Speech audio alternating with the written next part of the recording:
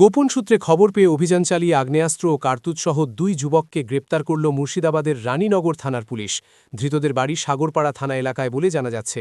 Police সূত্রে খবর, পুরাতন ডিগ্রি প্রাইমারি স্কুলের কাছে কয়েকজন সন্দেহভাজন ব্যক্তি জড়ো হয়েছে এমন খবর পেয়ে সেখানে হানা দেয় পুলিশের একটি বিশেষ দল। পুলিশের উপস্থিতি টের পেয়ে পালানোর চেষ্টা করলেও ধাওয়া করে 2 যুবককে আটক করা হয়।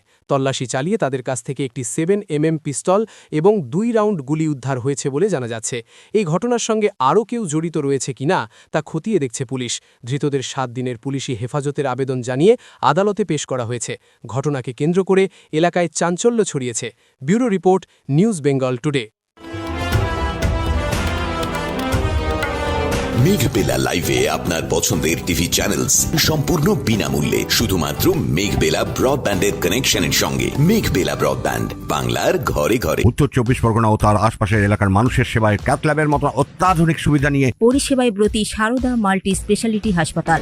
একই ছাদের তলায় মানুষ সাধারণ চিকিৎসা থেকে শুরু করে 24 ঘন্টা ক্যাথল্যাব, এমআরআই, সিটি স্ক্যান, এনআইসিইউর মতো সুবিধা এবার থেকে পেয়ে যাবেন সারদা মাল্টি স্পেশালিটি হাসপাতালে। প্রয়োজনে যোগাযোগ করুন 033-2592-0730, 2593-0730, 2593-3562 ও 9331275635 নম্বরে। আমাদের ঠিকানা Royal Park, Kalyani Expressway, Barrackpore, Kolkata 7,121,000। Sarada multi speciality হাসপাতাল, পরিষেবাই হোক আমাদের মূল লক্ষ্য।